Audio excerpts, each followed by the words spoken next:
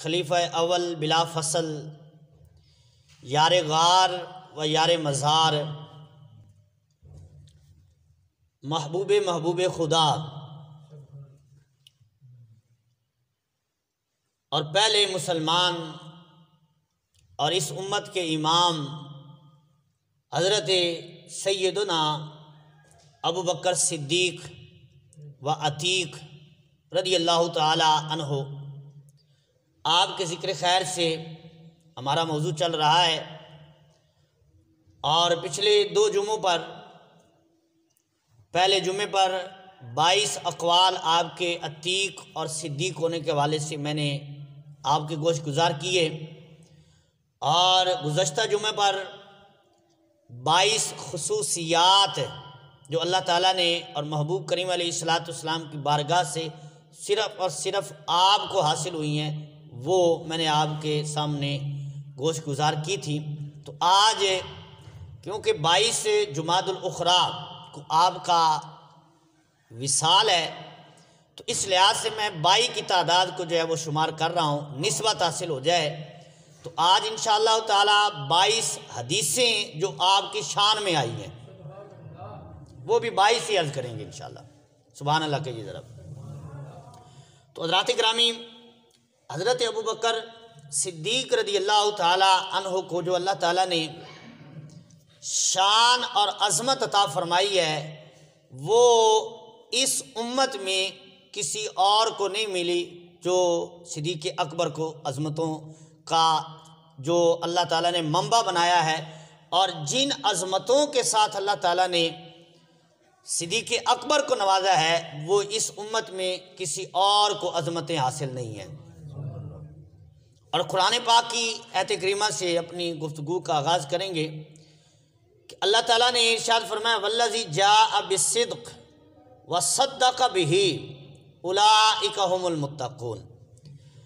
فرمایا کہ وہ جو صدق سچائی لے کر آیا، وصدق بہ، اور وہ جس نے اس کی تصدیق کی، اولئک ھم المتقون، وہی متقین لوگ ہیں۔ تو اب حضرت ابن عباس رضی اللہ تعالی عنہما جو رئیس المفسرین ہیں اور جن کو تفسیر کا علم نبی کریم علیہ الصلاۃ والسلام نے سینے سے لگا کر عطا فرمایا ہے، ان سے لے کر آج کے زمانے تک کسی مفسر کو اٹھا کر دیکھ لیں، ہر مفسر اس پہ گفتگو کرتے ہوئے، اس آیت پہ گفتگو کرتے ہوئے وہ یہی کہتا ہے کہ یہاں بالصدق، صدق سے مراد حضور کی ذات ہے، اور تصدیق کرنے والے حضرت صدیق اکبر کی ذات ہے، کہ جو سچائی لے کر آئے ہیں وہ کون ہیں؟ وہ اللہ کے محبوب ہیں، اور جس نے اس سچائی کی تصدیق کی ہے، فرمایا وہ اور کوئی نہیں، وہ حضرت صدیق اکبر ہیں رضی اللہ تعالی عنہ۔ تو یہ قرآن میں آپ کو صدیق کہا گیا ہے، وصدق بہ، کہ جس نے اس کی تصدیق کی ہے، تصدیق کرنے والا اور کوئی نہیں ہے، یہ بھی حضرت صدیق اکبر رضی اللہ تعالیٰ عنہ۔ اور پھر کنز العمال اور الصواعق المحرقہ اور دیگر حدیث کی کتابیں آپ اٹھا کر دیکھیں، سیاہ ستہ میں بھی یہ موجود ہے کہ نبی کریم علیہ الصلاۃ والسلام نے ایک دن صحابہ کرام علیہم رضوان کے مجمع میں خطاب کرتے ہوئے ارشاد فرمایا کہ ایک وقت وہ تھا کہ تم سب نے مجھے جھٹلایا، لیکن وہ وقت بھی وہ تھا کہ صدیق اکبر نے اس وقت بھی میری تصدیق کی تھی۔ فرمایا کہ فقلتم، تم اس وقت کیا کہتے تھے؟ کذبتم، فرمایا تم اس وقت جو ہے وہ مجھے جھٹلاتے تھے، لیکن فرمایا ابو بکر تھا کہ اس وقت بھی میری سچائی بیان کرتا تھا، فرمایا اس وقت بھی میری تصدیق کرنے والے اگر ہیں تو فرمایا وہ حضرت ابو بکر صدیق رضی اللہ تعالی عنہ ہیں۔ تو حضرات گرامی، احادیث کا سلسلہ شروع کرتے ہیں کہ جو آپ کی شان میں حدیثیں وارد ہوئی ہیں نا، اس کے حوالے سے میں کچھ باتیں آپ کے سامنے گوش گزار کرنا چاہوں گا۔ پہلی حدیث پاک، نبی کریم علیہ الصلاۃ والسلام نے ارشاد فرمایا، اور یہ حدیث پاک کنز العمال میں بھی موجود ہے اور حدیث کی دیگر کتابوں میں بھی یہ موجود ہے، الصواعق المحرقہ میں بھی یہ حدیث پاک موجود ہے، اور المستدرک الحاکم میں بھی یہ حدیث پاک موجود ہے۔ کہ اللہ کے محبوب کریم علیہ الصلوۃ والسلام ارشاد فرماتے ہیں لو وزن ایمان ابی بکر بایمان اہل الارض لا رجع بہم، او کما قال، حضور علیہ السلام نے فرمایا، مفہوم حدیث ہے، فرمایا اگر حضرت صدیق اکبر کے ایمان کے ساتھ ساری دنیا کے ایمان کو تولا جائے تو فرمایا ساری دنیا کا ایمان ایک طرف رکھا جائے اور دوسری طرف میرے ابو بکر صدیق کا ایمان ہو، فرمایا لا راجع بہم، فرمایا ساری کائنات کے ایمان پر میرے ابو بکر کا ایمان لانا وہ بھاری ہو جائے گا۔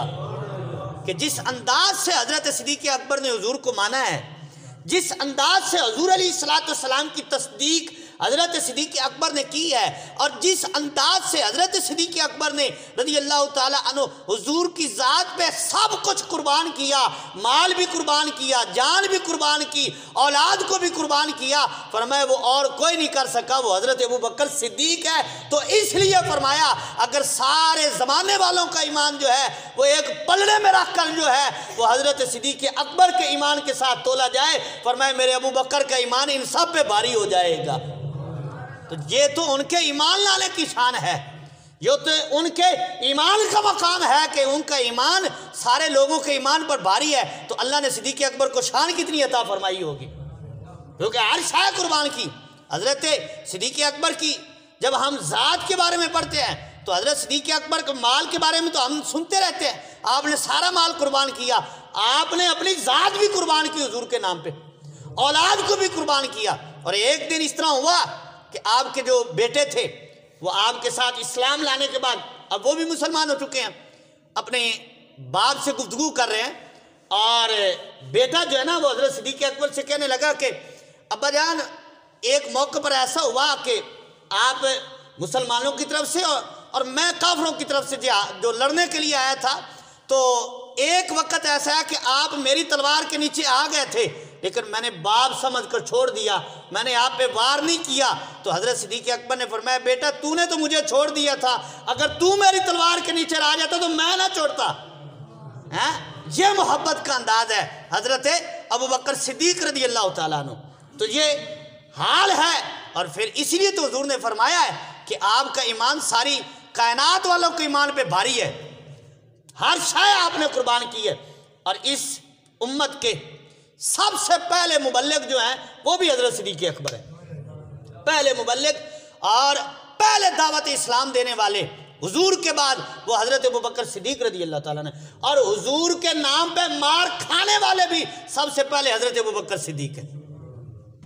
سارے عاشق رسول ہیں، ہر ایک کا دعویٰ اپنی جگہ ہے، لیکن سب سے پہلے جو اس کا دعویٰ کیا اور حضور کے نام پہ مار کھائی ہے وہ کوئی اور نہیں ہے، وہ بھی حضرت ابو بکر صدیق ہے۔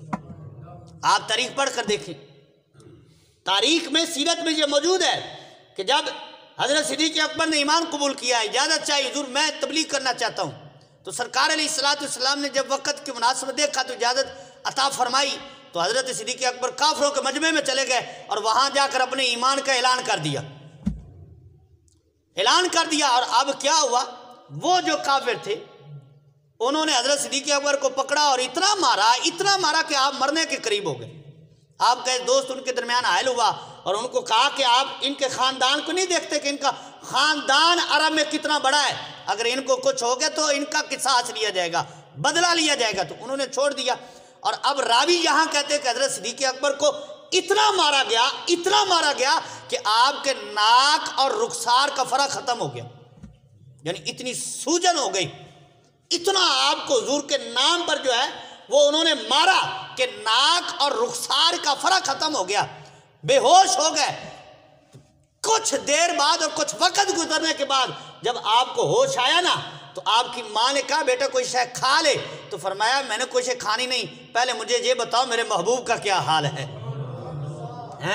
پہلے میرے محبوب کا حال مجھے بتاؤ، میں کھاؤں گا نہیں پیوں گا نہیں، بعد میں کھانے پینے کی بات ہوگی، پہلے مجھے بتاؤ میرے محبوب کا حال کیا ہے۔ تو جب بتایا گیا کہ وہ ٹھیک ہے تو پھر آپ کی جان میں جان آئی اور آپ نے اپنا ہوش سنبھالا۔ تو یہ محبت کا انداز ہے کہ جان بھی حضور کے نام پہ قربان کی، مال بھی حضور کے نام پہ قربان کیا، اولاد کو بھی حضور کے نام پہ قربان کر دیا۔ اور جان کی اگر مثال دیکھ رہی ہے تو غار کا واقعہ پڑھ کے دیکھ لیں، واقعہ تو آپ غار کا سنتے رہتے ہیں، حضرت صدیق اکبر گھاٹ صاف کر کے وہ ایک جو سوراخ بچ گیا اس پہ ایڑی رکھ کر بیٹھ جاتے ہیں، تو صحابہ نے کتنے ڈنک مارے آپ کو، لیکن آپ نے ایڑی نہیں اٹھائی، سرکار کے نام پہ سب کچھ قربان کر کے دیا، رکھ دیا، بتا دیا ہے کہ حضور سے محبت کرنی ہے تو کیسے کرنی ہے۔ تو پھر اسی لیے تو اللہ کے محبوب نے فرمایا ہے کہ اگر ساری کائنات کا ایمان ایک پلڑے میں رکھ کر میرے ابو بکر کے ایمان کے ساتھ تولو گے تو ابو بکر کا ایمان سب پہ بھاری ہو جائے گا۔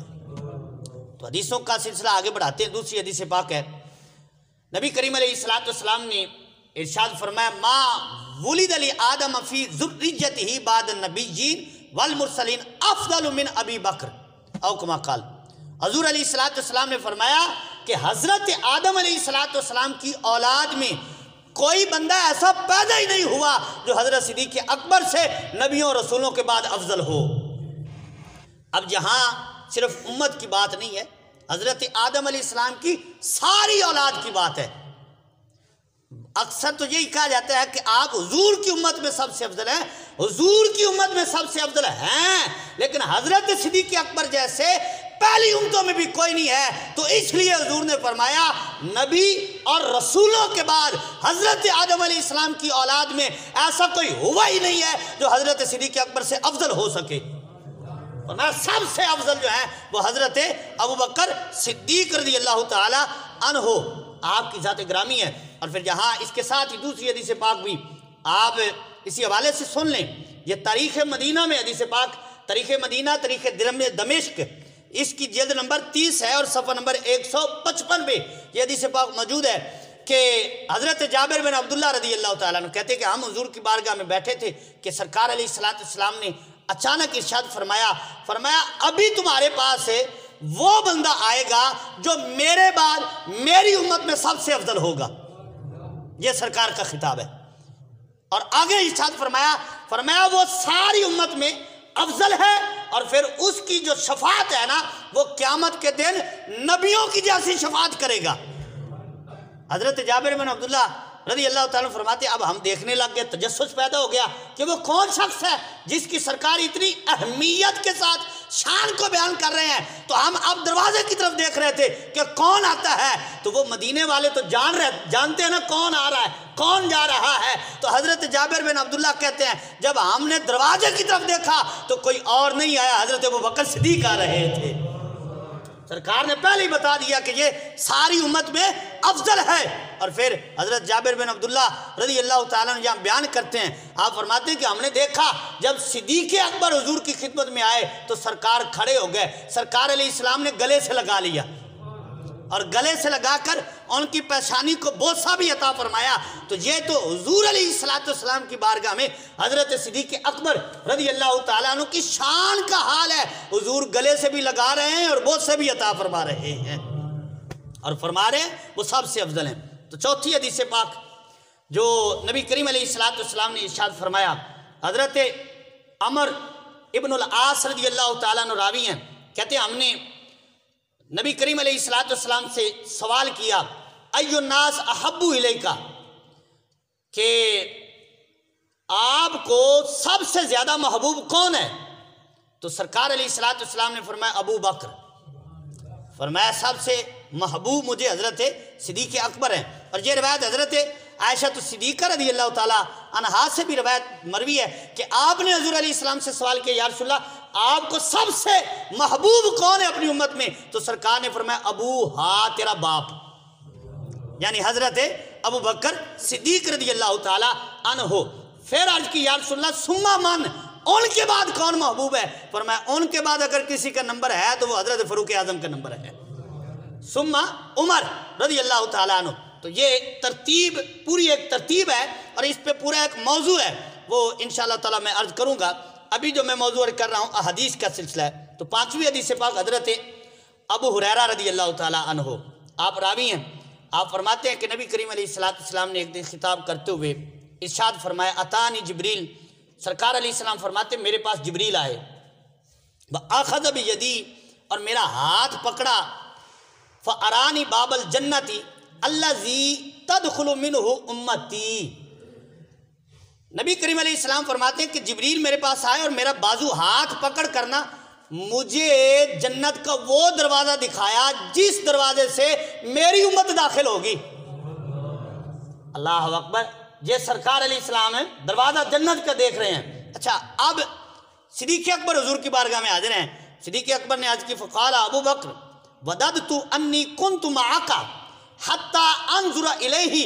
حضرت صدیق اکبر عرض کرتے ہیں یا رسول اللہ، میں یہ تمنا رکھتا ہوں، میں یہ چاہت رکھتا ہوں کہ جب آپ اس دروازے کو دیکھیں یا آپ اس دروازے میں داخل ہوں تو میں بھی آپ کے ساتھ ہونا چاہتا ہوں، میں آپ کا رفیق بننا چاہتا ہوں، میں آپ کا ساتھی بننا چاہتا ہوں۔ تو سنیے حضور علیہ السلام نے کیا ارشاد فرمایا، فقال اما انک یا ابا بکر اول من يدخل الجنت من امتی۔ حضور علیہ السلام نے فرمایا ابو بکر تو دیکھنے کی بات کرتا ہے، میری امت میں سے سب سے پہلے اس دروازے سے جو داخل ہوگا وہ کوئی اور نہیں ہے، ابو بکر تو ہی ہے، وہ تو ہی ہے جو اس دروازے سے سب سے پہلے میری امت میں داخل ہوگا۔ فرمایا وہ کوئی اور نہیں ہے، وہ بھی تو ہے۔ تو معلوم ہوا جنت میں جانے کے اعتبار سے بھی اگر سب سے پہلا کسی کا نمبر ہے تو وہ بھی حضرت ابو بکر صدیق ہیں رضی اللہ تعالی عنہ۔ تو حضرت صدیق اکبر کا پہلا نمبر ہے، دما دم مست کلندر علی دا پہلا نمبر نہیں، ابو بکر دا پہلا نمبر رضی اللہ تعالیٰ عنہ۔ یہ ہمارے اندر جو ہے ایک فساد ڈالا جا رہا ہے، حضرت علی چوتھے نمبر پہ ہیں، ان کا چوتھا نمبر ہے، پہلا نمبر حضرت ابو بکر صدیق رضی اللہ تعالیٰ عنہ کا۔ حضرت علی بھی کہتے ہیں پہلا نمبر ابو بکر کا ہے، صحابہ کرام بھی کہتے ہیں پہلا نمبر ابو بکر کا ہے۔ پوری امت کسی کا اس میں اختلاف نہیں کہ جو کہے کہ علی کا پہلا نمبر ہے، کسی کو پڑھ کر دیکھ لیں، چاہے وہ داتا علی اجویری ہوں، چاہے وہ غوث اعظم ہو، سارے ہی کہتے ہیں کہ پہلا نمبر ابو بکر کا ہے رضی اللہ تعالی عنہ۔ تو حضرات گرامی، چھٹی حدیث پاک اسی طرح کی اسی موضوع پر ہے، کنز العمال کی حدیث پاک 32,556 حدیث پاک کا نمبر ہے۔ نبی کریم علیہ السلام نے حضرت صدیق اکبر سے فرمایا انت صاحبی علی الحوض و صاحبی فی الغار۔ حضور علیہ السلام نے فرمایا اے ابو بکر، جس طرح تو غار میں میرے ساتھ تھا، یعنی غار میں تو میرے ساتھ رہا ہے نا، فرمایا جس طرح غار میں تو میرے ساتھ تھا کل میرے حوض پر بھی تو میرے ساتھ ہوگا۔ یعنی یہاں جدائی ہے ہی کوئی نہیں، یہ رفاقت اور یہ دوستی اور یہ محبت ایسی محبت ہے، فرمایا یہاں جدائی آئے گی بھی نہیں۔ جب جنت میں جائیں گے پھر بھی ساتھ ہوں گے، حوض میں ہوں گے پھر بھی ساتھ ہوں گے، مزار میں ہوں گے پھر بھی ساتھ ہوں گے۔ فرمایا یہاں جدائی ہے ہی کوئی نہیں، فرمایا یہاں بھی تو میرے ساتھ ہے، حوض میں بھی میرے ہی ساتھ ہوگا۔ اور آگے 7ویں حدیث پاک ہے، اگر آپ کو یاد ہے تو ایک دن نبی کریم علیہ السلام نے ارشاد فرمایا فجر کا وقت ہے، اب سرکار علیہ السلام جیسے چاہیں جس کو نوازیں۔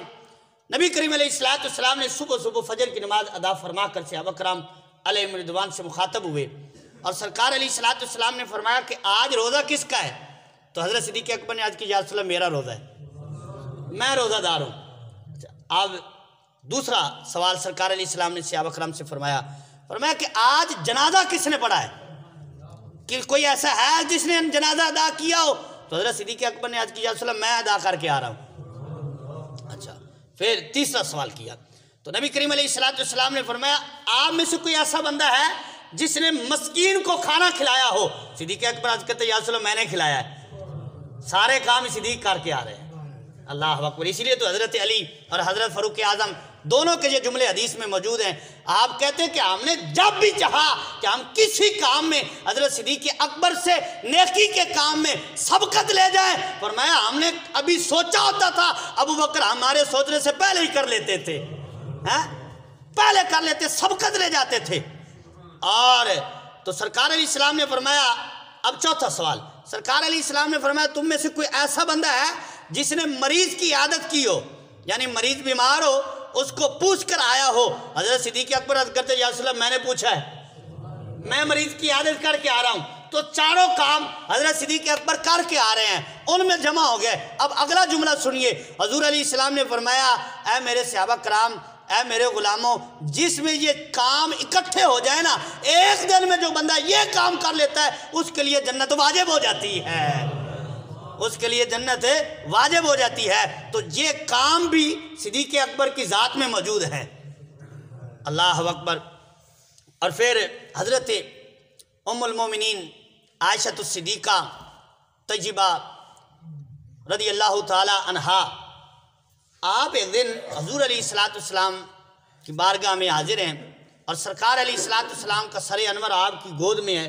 تاریخ الخلفاء میں علامہ سیوطی رحمۃ اللہ علیہ اور الصواعق المحرقہ میں اور مجموع الزوائد میں یہ حدیث پاک موجود ہے۔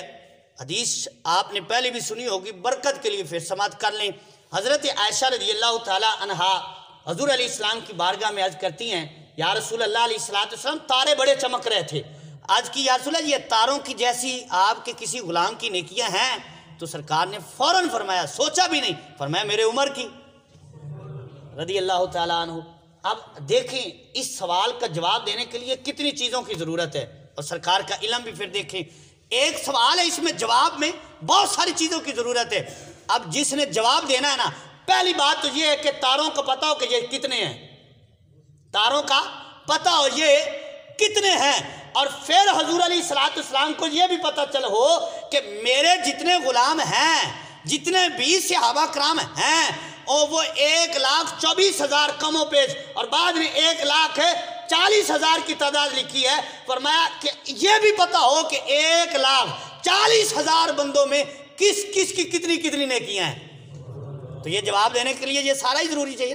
اور پھر اگر اس سے اور آگے بات کو بڑھاتے ہیں تو قیامت تک کے لیے ہر ایک کا پتہ ہونا ضروری ہے کہ کون کس کھاتے میں ہے، پھر ہی جواب دے سکتے ہیں نا۔ تو حضور علیہ السلام نے بغیر سوچے اسی وقت فرمایا، یہ تاروں کے برابر میرے عمر کی نیکیاں ہیں۔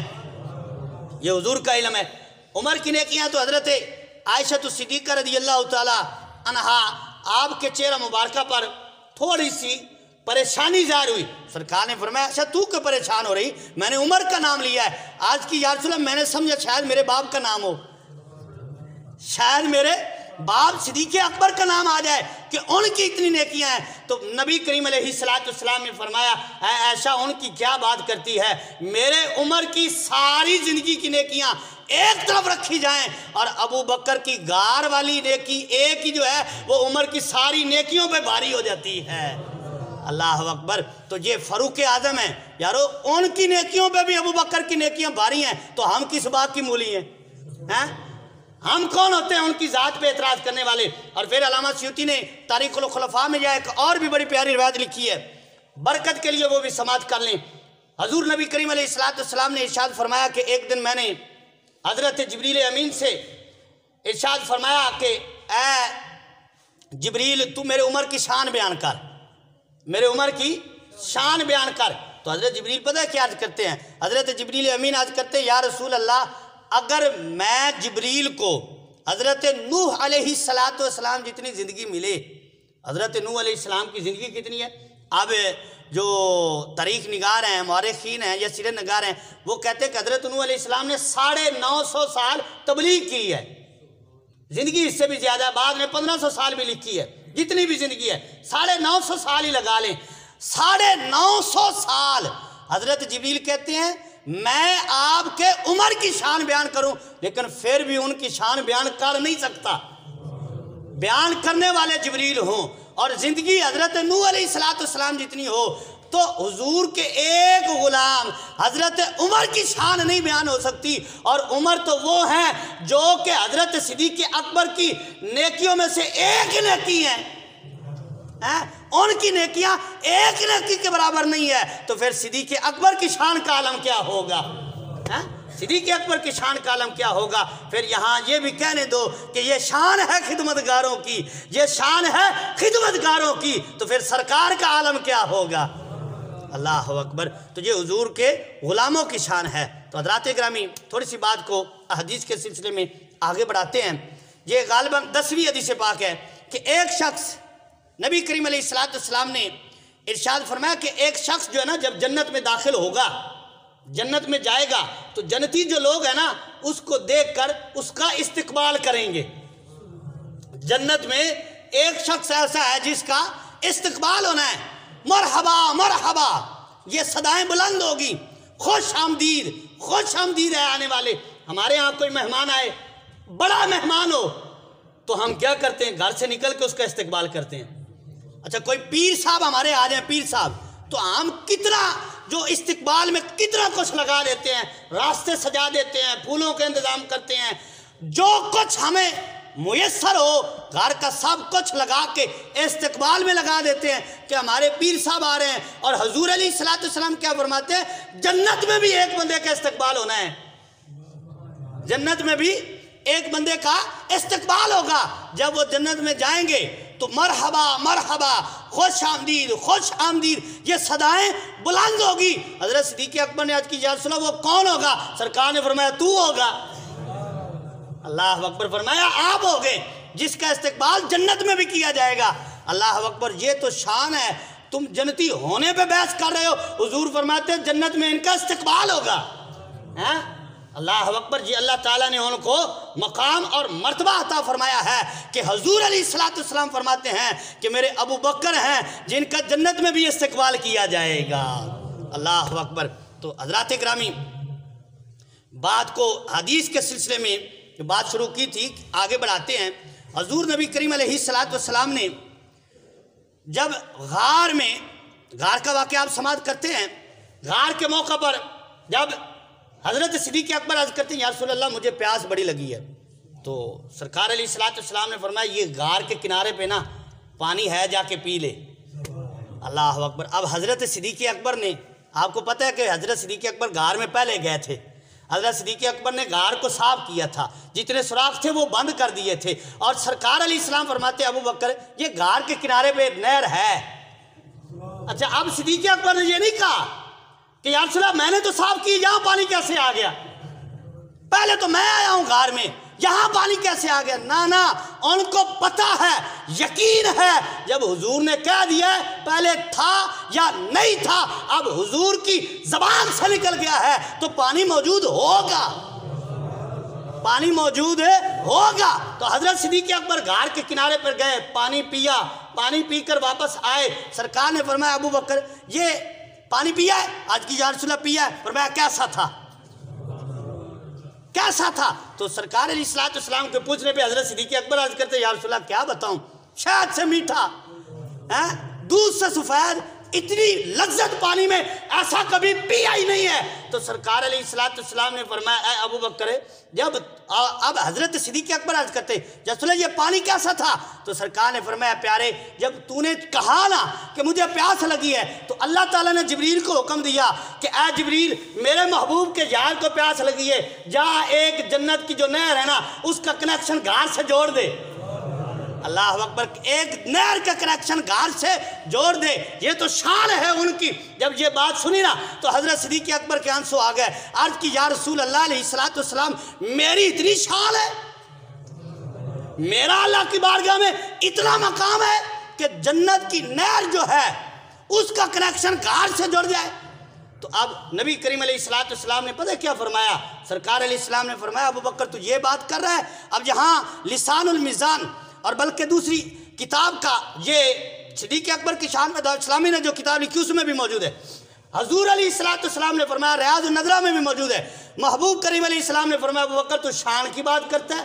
فرمایا حضور علیہ السلام نے فرمایا اگر کوئی بندہ 70 نبیوں جیسے اعمال کر کے آئے اور اے ابو بکر تجھ سے پیار نہ کرتا ہو، فرمایا وہ جنت میں نہیں جا سکے گا جب تک اے ابو بکر تجھ سے پیار کرنے والا نہ ہو. اچھا 70 نبیوں سے جیسا عمل کرے کوئی بندہ، 70 انبیاء جیسا زہد ہو کسی کے پاس، 70 نبیوں جیسے عمل کر کے اللہ کی بارگاہ میں ہو آئے، ابو بکر سے پیار نہ کرے، حضور فرماتے وہ جنت میں نہیں جائے گا. جنت میں وہ جائے گا عمل تھوڑے کر کے آئے، محبوب کے یاروں سے پیار کر کے آئے. جنت اس کا مقدر ہے. اور پھر نبی کریم علیہ الصلوۃ والسلام نے ارشاد فرمایا، اب حضرت صدیق اکبر کا مقام سمجھتے جائیں اور حدیث سے سنتے جائیں. حضور علیہ السلام نے فرمایا کہ قیامت کے دن اللہ تعالیٰ ساری مخلوق پہ عام تجلی فرمائے گا، اپنی عام تجلی فرمائے گا، لیکن فرمایا ابو بکر تجھ پہ خاص تجلی فرمائے گا. خاص تجلی تجھ پر ہوگی۔ اس لیے حضرت فاروق اعظم رضی اللہ تعالیٰ عنہ کا قول کنز العمال میں یہ موجود ہے۔ حضرت فاروق اعظم فرماتے ہیں کاش اللہ تعالیٰ مجھے عمر نہ بناتا، حضرت ابو بکر صدیق کے سینے کا ایک بال بنا دیتا۔ اللہ اکبر، یہ حضرت فاروق اعظم کا قول ہے۔ کیوں قول ہے؟ کیونکہ اللہ تعالیٰ صدیق اکبر کے سینے پہ عام نہیں خاص تجلی فرمائے گا۔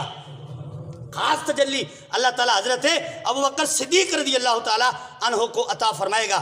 تو حضرات گرامی، سلسلہ احادیث کا چلتا رہے گا۔ اس سے پہلے ایک بات سماعت کر لیں۔ جو میں نے بات ابھی عرض کی ہے کہ اللہ تعالیٰ کے محبوب کریم علیہ السلام صدیق اکبر کو غار میں پانی پلایا گیا، کیسے؟ اب اس کی وجہ ایک دیکھیں، قرآن پاک میں سورۃ الاعراف میں یہ موجود ہے کہ ونادى اصحاب الجنة ونادى اصحاب النار اصحاب الجنہ، کہ جب جنتی جنت میں چلے جائیں گے، جہنمی جہنم میں چلے جائیں گے، تو اب جہنمی جنت والوں سے کہیں گے ان افیدوا علینا من الماء او مما رزقکم اللہ۔ اب جنتی جو ہے ان سے دوستی کہیں گے کہ ہم پہ پانی ڈالو یا وہ رزق ہمیں دو، وہ پھل ہمیں دو جو تمہیں اللہ نے عطا کیا ہے۔ تو قرآن کہتا ہے قالو، جنتی کہیں گے ان اللہ حرمہما علی الکافرین، فرمایا کہ جنتی کہیں گے کہ اللہ تعالیٰ نے کافروں پہ جنت کا پانی بھی حرام کر دیا ہے، جنت کے پھل بھی حرام کر دیے ہیں، جنت کا رزق بھی حرام کر دیا ہے۔ تو اس آیت کو سامنے رکھ کے اگلی بات سمجھ لینا کہ حضور علیہ السلام نے فرمایا اے ابو بکر، غار میں اللہ تعالیٰ نے جنت کی نہر کا کنیکشن کر دیا ہے، تو کافروں پہ تو جنت کی نعمتیں حرام ہیں۔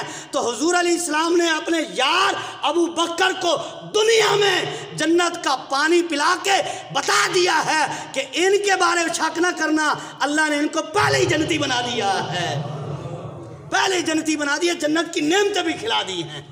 اللہ اکبر۔ تو حضرات گرامی، حضور علیہ السلام نے ارشاد فرمایا کہ اب تبلیغ حضور علیہ السلام نے ارشاد فرمائی، صحابہ کرام موجود ہیں، محبوب کریم علیہ السلام نے فرمایا کہ اپنا کپڑا جو ہے نا ٹخنوں سے اوپر رکھو، کہ یہ تکبر کی نشانی ہے۔ تو صدیق اکبر کھڑے ہو گئے، اس وقت چادر باندھی جاتی تھی، صدیق اکبر کھڑے ہو گئے، آج کی یا رسول اللہ علیہ السلام میں بڑا خیال کرتا ہوں، میری توجہ کے بعد بھی میرا کپڑا جو ہے وہ ٹخنوں سے نیچے چلا جاتا ہے۔ تو اب حضور علیہ السلام نے پتہ کیا فرمایا؟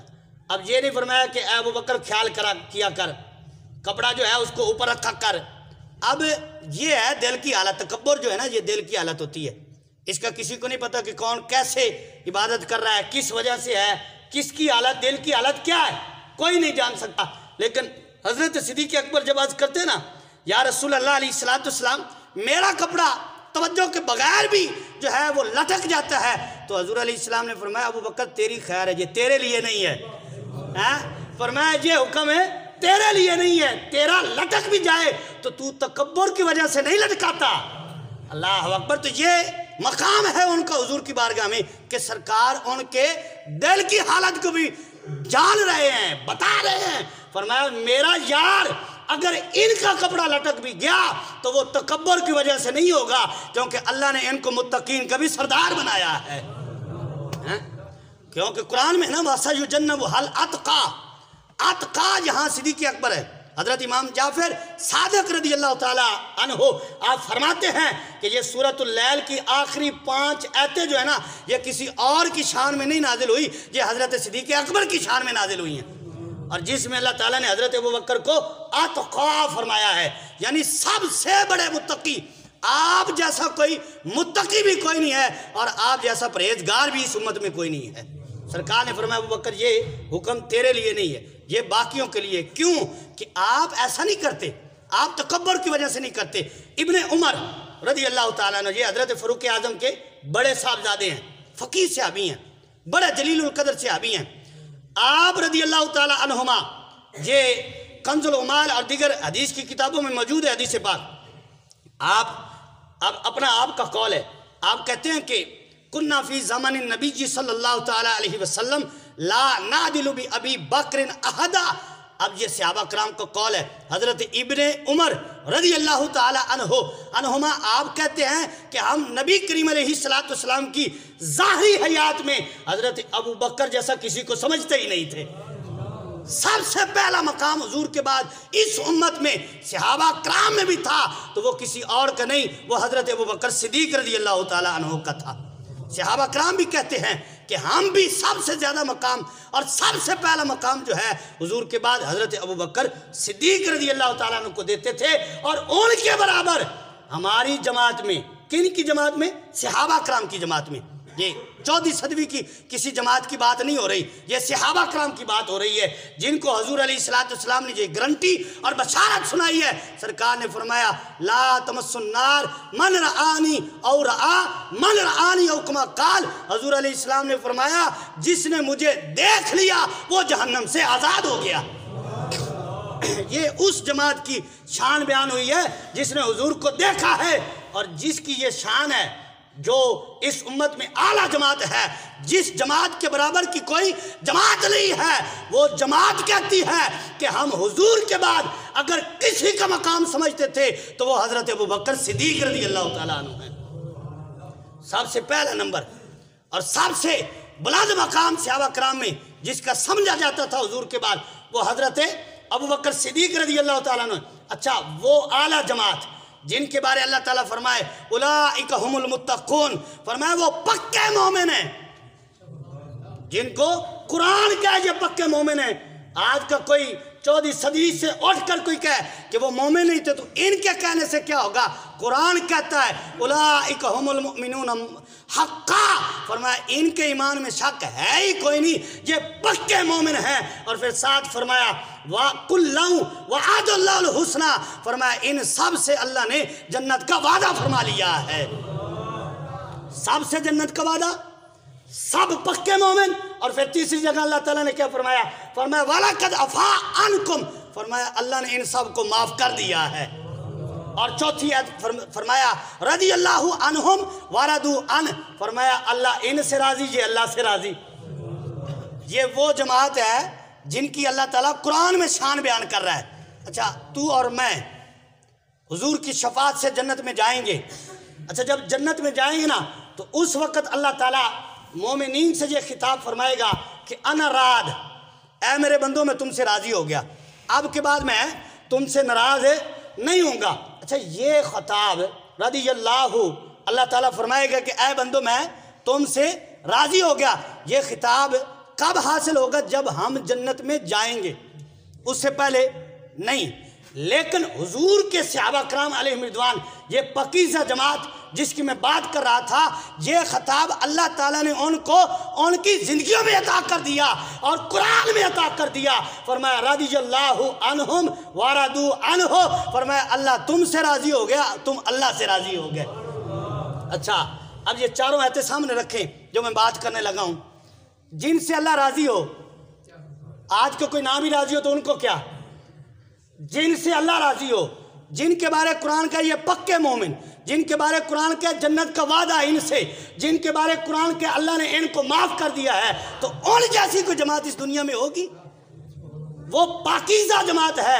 اور وہ کیا کہتے ہیں؟ کہتے ہیں ہم لوگ سب سے افضل حضور کے بعد کسی کو سمجھتے تھے تو وہ حضرت ابو بکر صدیق رضی اللہ تعالیٰ عنہ کی ذات تھی، کوئی اور نہیں تھا۔ وہ پاکیزہ جماعت تو حضرت صدیق اکبر کو سب سے افضل پہلا نمبر پہ سمجھے۔ آج کا کوئی ملا اٹھ کے کہے نہیں ابو بکر کا پہلا نمبر نہیں، علی کا پہلا نمبر ہے، تو اس کے کہنے سے کوئی بات بدلے گی نہیں۔ بات وہی ہے جو حضور کے غلام صحابہ کرام فیصلہ کر گئے ہیں کہ پہلا نمبر اگر کسی کا ہے اس امت میں تو وہ حضرت ابو بکر صدیق رضی اللہ تعالیٰ عنہ کی ذات ہے، کوئی اور نہیں ہے، ان کا پہلا نمبر ہے۔ تو حضرات گرامی، حضور علیہ السلام نے ارشاد فرمایا ابو بکر و عمر سیدہ کہول اہل الجنہ، فرمایا اے علی تجھے پتہ ہے یہ دونوں جو ہیں یہ جنتی بوڑھوں کے سردار ہیں۔ اور دوسری حدیث پاک حضور علیہ السلام نے ارشاد فرمایا حضور علیہ السلام تشریف لا رہے تھے اور حضرت ابو بکر اور حضرت عمر تشریف فرما تھے، بیٹھے ہوئے تھے، حضرت علی حضور کے ساتھ تھے۔ سرکار علیہ السلام نے فرمایا یا علی اتحبہما، فرمایا اے علی تو ان دونوں سے پیار کرتا ہے؟ اللہ اکبر، یہ کن سے خطاب ہے؟ کن کا خطاب ہے یہ بھی توجہ کریں. حضور فرما رہے ہیں، کن سے فرما رہے ہیں؟ علی سے فرما رہے ہیں رضی اللہ تعالیٰ عنہ. سرکار نے فرمایا علی تو ان سے پیار کرتا ہے؟ عرض کی نام. ہاں یا رسول اللہ میں ان سے پیار کرتا ہوں. یارو جن سے علی بھی پیار کریں. حضرت علی عرض کرتے ہیں یا رسول اللہ میں ان سے پیار کرتا ہوں. تو سرکار نے فرمایا تحبہما تدخل الجنہ. فرمایا ان سے پیار کر، ان کی محبت تجھے جنت میں لے کر جائے گی. ان سے پیار کر، ان کی محبت جو ہے وہ جنت میں لے کر جائے گی. اور حضور علیہ السلام نے فرمایا حب ابی بکر و عمر ایمان و بغضہما نفاق.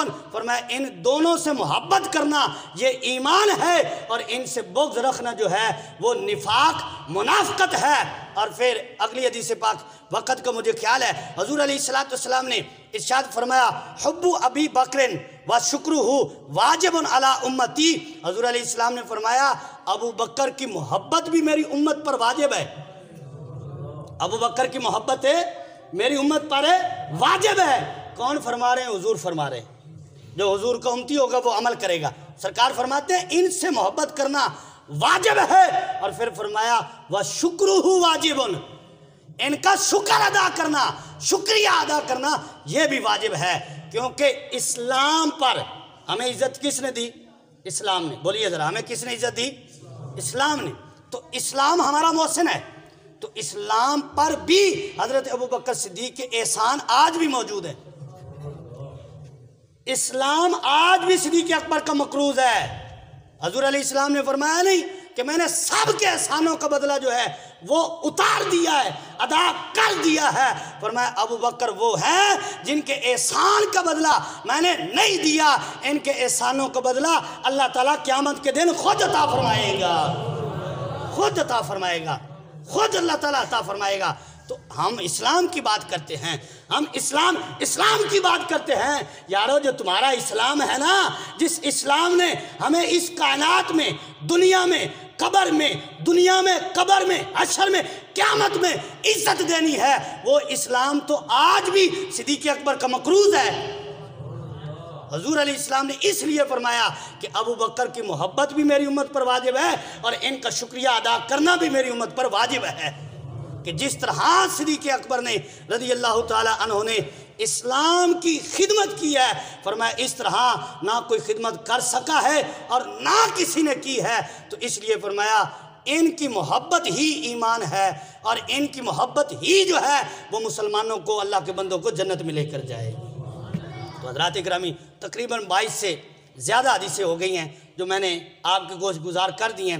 آخری حدیث پاک یہ کنز العمال اور علامہ سیوطی رحمۃ اللہ علیہ الجامع الصغیر میں، دیگر حدیث کی کتابوں میں اس کے حوالے موجود ہے. حضور علیہ السلام نے ارشاد فرمایا ان اللہ تعالی یکرہ فوق سمائہ ان یخطأ ابو بکر الصدیق فی الارض او کما قال. حضور علیہ السلام نے فرمایا اللہ تعالیٰ پسند نہیں فرماتا کہ میرا ابو بکر زمین پر کوئی خطا کرے. اللہ اکبر، سبحان اللہ بندی سی. ویسے یہ اللہ تعالیٰ، سرکار نے فرمایا کہ اللہ تعالیٰ پسند نہیں فرماتا کہ میرا ابو بکر زمین پر کوئی خطا کرے. کیا مطلب؟ اللہ تعالیٰ نے ابو بکر کو محفوظ رکھا ہے. صدیق اکبر کی خطاؤں سے اللہ تعالیٰ نے ان کو محفوظ رکھا ہے. اور اس لیے اہل سنت و جماعت کا عقیدہ ہے کہ نبی، فرشتے یہ معصوم ہیں، صحابہ کرام، اہل بیت یہ محفوظ ہیں.